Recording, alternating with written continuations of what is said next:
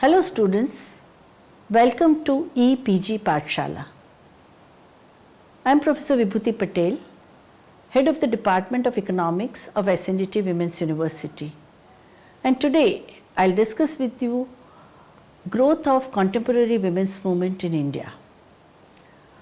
This is the topic which is of a great interest to students of variety of discipline. Women's studies is an interdisciplinary subject, and whether you are going to be a sociologist or political scientist or geographer or ethnographer or anthropologist, I think this is the topic which interests all of us.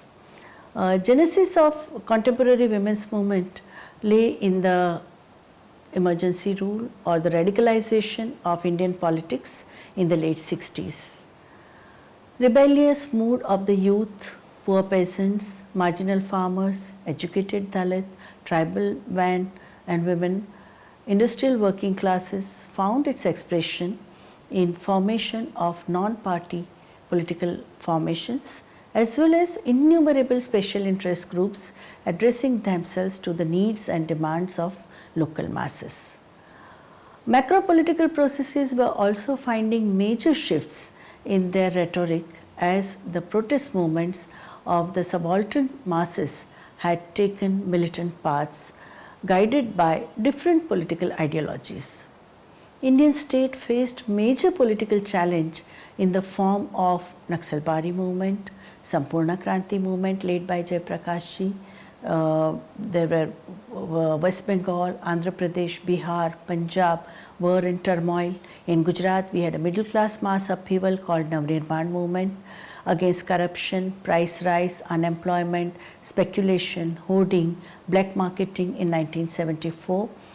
And they were replicated in Bihar, the similar youth movements under the leadership of Gandhian leader, so Jayaprakash Narayan.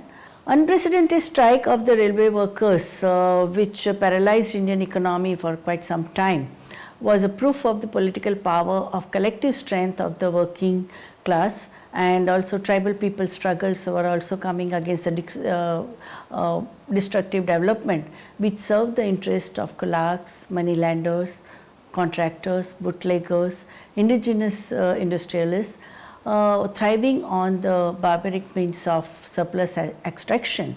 Such struggles developed in Chhattisgarh, Singhbhum, Bhojpur, Srikakulam, Chandrapur, Dhulia, and in pockets of northeastern states.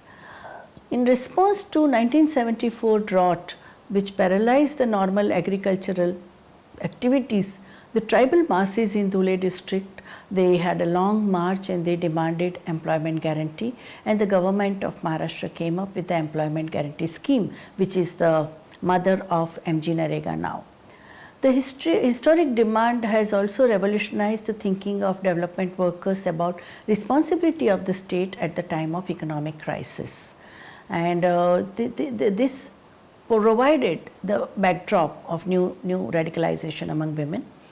In the Himalayan valleys, under the leadership of Gandhian community workers and the struggle against arbitrary felling of trees began, and it was this whole, they said that the way deforestation was resulting into scarcity of fuel, fodder, water, streams were drying, women were unable to get potable water, drinking water even after walking for miles together.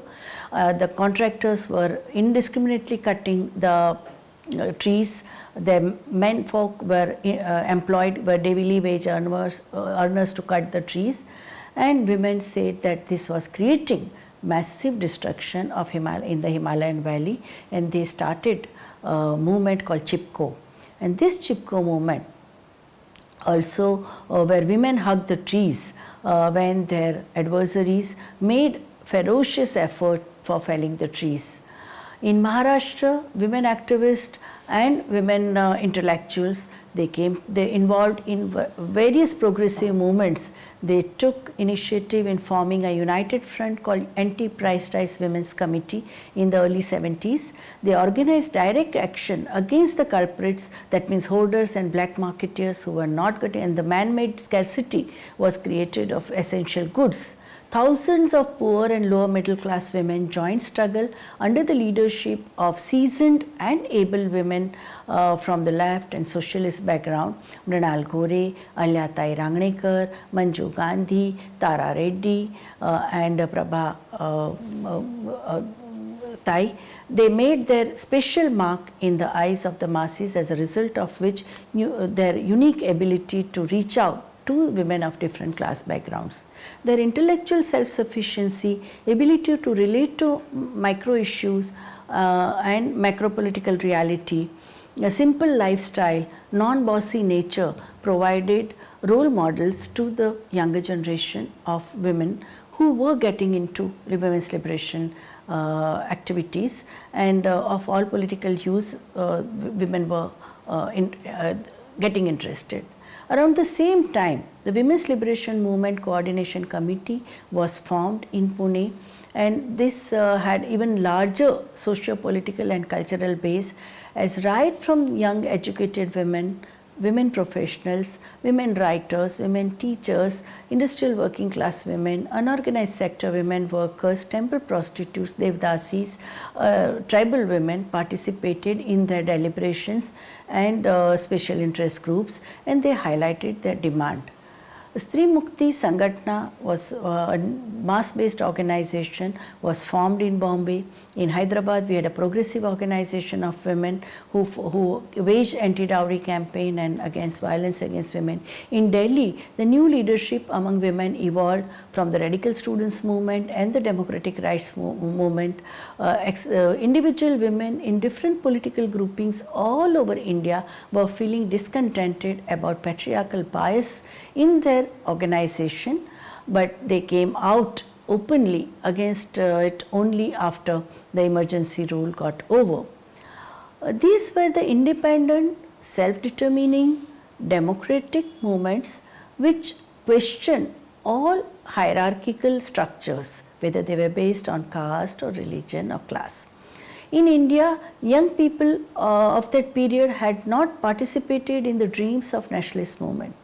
Faced with multiple crises, whether it was economic crisis, social, political, along with corruption, drought, inflation, unemployment, pauperization of rural poor, the disenchanted youth responded with protest.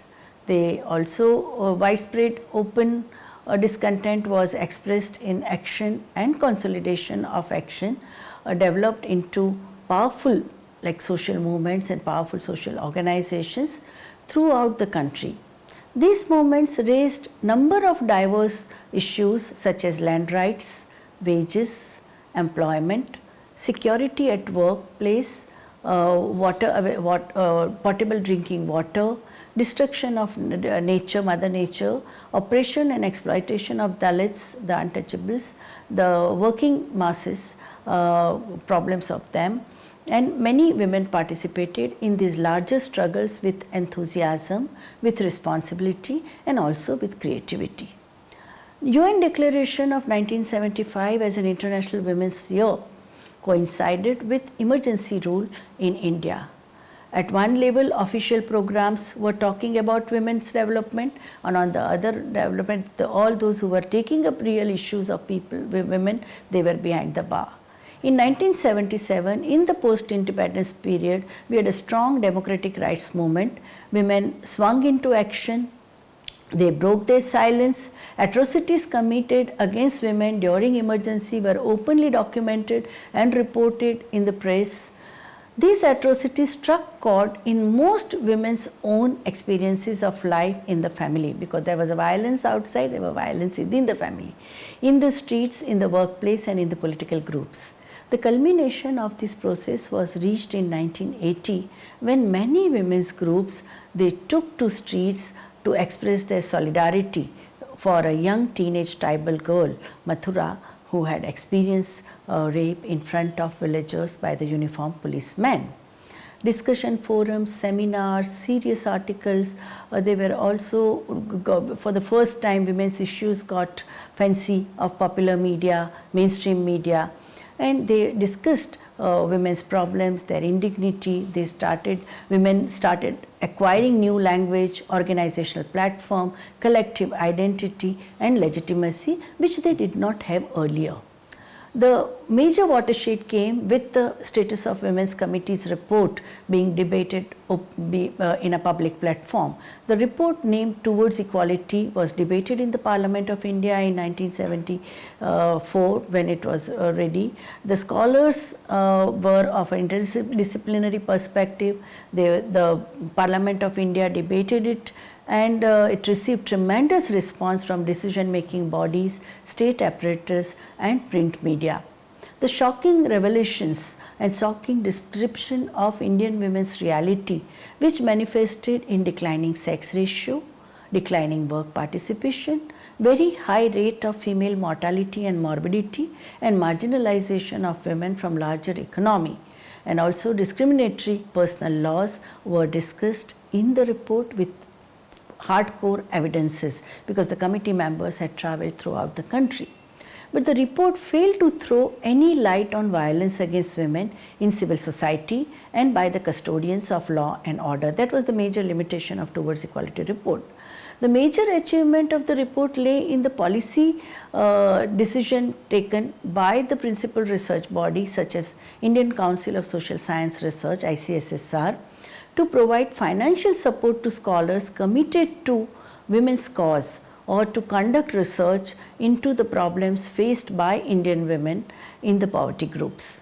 So this was a very important decision which took, and even the University Grants Commission followed suit. There was the emergence of autonomous women's organizations in India by late 70s, early 80s. Between 1977 and 79, the new women's groups emerged in the cities like Delhi, Bangalore, Hyderabad, Bombay, Ahmedabad, Patna, Madras. They organized protest actions against sexism in media, against dowry murders which were reported in the police record as accidental births, beauty contest, sexist portrayal of women in the mainstream print media, pornographic films, literature imported from abroad, induction of virginity test in UK among the immigrant women, atrocities and custodial rape, pitiable condition of women in prison. All these issues were taken up by them. These groups were multicultural in their composition and their worldview. As a result, their political agenda reflected the contemporaneous handling of complex reality of women constructed by interplay of class, caste, religion, ethnicity, and also globalization. The spokespersons of these groups had an advantage of high level of ideological investment and experience of radical movements of the late 60s. Their collective wisdom provided main backbone to the movement. Women's rights activists believed that women's personal and political lives are intertwined. Their slogan was "Personal is political," and it became extremely popular in those days. Their newsletters, their magazines, their booklets in Indian languages, in regional languages as well as in English, provided creative way of handling Indian women's problems. Launching of Manushi in January 79 was a qualitative leap in this direction. The need to study women's issues in academic institutions and conduct research based on experiential learning, experiential material, affirmative action was beginning to be discussed among Indian women's studies scholars by early 80s. In 1981, Indian Association of Women's Studies was formed at SNDT Women's University. The discourse on this subject proved to be fruitful exercise for activists, academicians, researchers, policy planners, the UN system. The apex body of higher learning, University Grants Commission, defined women's studies as a discipline that involved research, documentation, teaching, training, and action. It is understood that women have subordinate status in our society, so the knowledge based created by women's studies should be used for empowerment of women. That's way women's studies is that way very much a partisan discipline, because it doesn't see reality from the academic distance, but it has a mandate of transformation. The dynamics of relationship between women's studies and women's movement are also very interesting. The functioning of autonomy or within the university system started being accepted. The empirical and experiential evidence from the women's movement was also useful to women's studies. It was a time when participatory research, action research, subaltern studies were gaining ground in the field of social sciences as well as among the social work institutions, and NGOs focusing on specialized fields. This process indirectly facilitated the interaction between women's studies and women's movement. Wide range of issues concerning women were extensively discussed with tremendous technical details in the first National Conference of Women's Studies in 1981. Now, women's liberation movement in India also discussed, there was a women activists also got mobilized before that, that was in December 80. The alternative methods of functioning was very, very important. Songs, music, ballet, skits, jokes, vocabulary, plural lifestyle, multilingual dialogues, this were found in this conference, which was a trend setter. From a varied politically divergent groups, they came together to have a democratic discourse. 4 months later, like we had this IIWS conference in Mumbai, both the conferences were in Mumbai, and a wide variety of issues were discussed by activists, policymakers, researchers, academicians and administrators. So this was a very important platform created in the history of women's movement. This included developmental approaches to processes which bypassed women, gender biases in textbook, sexism in media, gender blindness in the science and technology, health needs of women, violence against women, and domestic violence, rape, prostitution. These were the kind of concerns we had. The general consensus among participants, both women and men who participated in the Women's Studies Conference, was that Women's Studies is pro-women and not neutral. It was seen that Women's Studies would build a knowledge base for empowering women by pressing for change at a policy level in the curriculum development, by criticizing gender blindness as well as gender bias within the mainstream academia, by creating alternative analytical tools and visions, and by advocacy for women's developmental needs in the economy and in the society. Now, this conference established a new trend by which gradually women activists were invited as resource persons and participants to academic seminars, consultations, trainings and workshops. Women's studies and women's movement, both of them promoted participatory techniques in research and in training in developmental, training of developmental personnel and organizing awareness programs. Action being an important constituent of women's studies, this technique is used to conduct researches on existing movements and developmental projects. Those who have been working with women at the grassroots level, and also they need using various techniques to break the silence of women, to get their participation and to eventually generate a climate of equality. The hiatus between trainer and the trainee needs to be obliterated. The gap between producer of knowledge and the user of knowledge has to be removed. And this is what is the crux of participatory action research. In women's studies, we have been saying that women's voices have to be heard. How they perceive dowry or violence situation are very crucial. While studying objective reality, micro forces, women's studies also examines subjective reactions, psycho-related issues. To understand social operation, personal involvement provides a deeper understanding of the problem. Hence, women's studies recognizes the role of personal accounts, highlighting in the dynamics of women's oppression in situations like drought, communal riots, caste conflicts, disaster, man-made disaster or natural disaster, use of appropriate technology, family planning programs, livelihood issues and their management, income generation activities and developmental policies. Research and action, they are the two very integral component of the women's studies.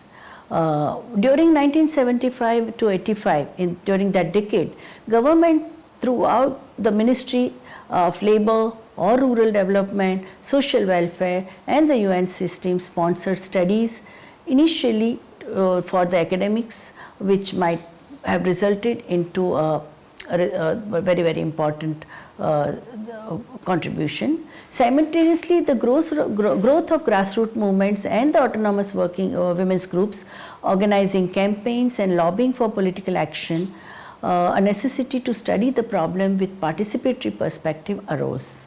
Foreign funders started supporting such actions, and activists resulted in a debate whether one should take foreign fund or not. It was believed to have implications for unequal power relationship and the dimensions apart from the fact that research priorities might be determined by the funders. Another dimension of this issue is concerning role of researcher. If women's studies are both understanding and action, then commitment to social change is essential. Women's oppressive reality has not to be merely studied in classroom, but has to be eliminated. The logic of adopting innovative techniques like life history, autobiography, oral history, experiential data provide self-awareness and motivation for change. Articulation of one's experiences in terms of oppression or growing identity on one hand indicates a changed situation within the woman, and she is able to frankly and honestly express her inner tribulations and a critique of the most private relationships. On the other hand, this realization someday ought to lead to action for changing this relationship. It could come more rapidly if there is support available through the women's movement. Of course, there are levels and levels of action, but activity and empathy are the prime significance in women's studies. As a result of collective endeavor of women's studies and women's studies scholars and women activists, two important documents emerged. They provided insight into the enormity of Indian women's problems they have come into existence. One was a Shram Shakti report led by Ila, focusing on poor self-employed women and women in unorganized sector, and National Perspective Plan for Women 1988 to 2000 AD. These documents provide political agenda for mainstream political bodies and women's organizations.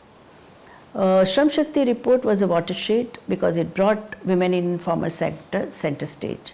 Methods of functioning of these new autonomous women's groups is very interesting.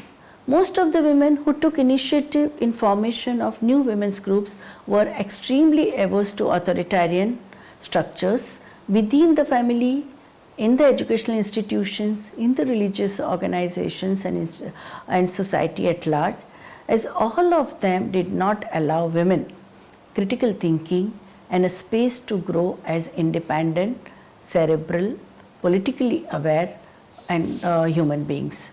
Hence, they were very clear in their approach that they would very encourage each and every member of the group to articulate her thoughts and establish intimate working relationship based on the collective decision-making processes.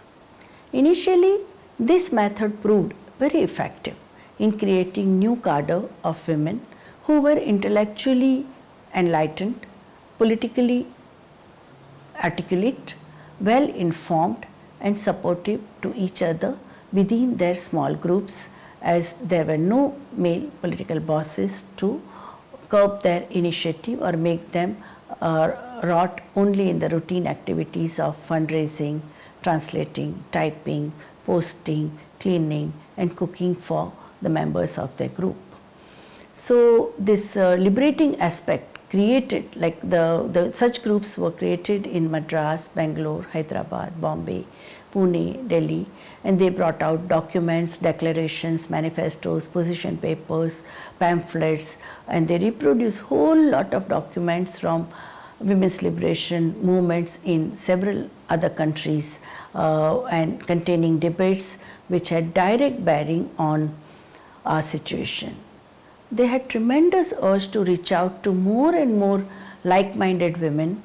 Their meetings were throbbing with new ideas, powerful polemics on epistemological issues.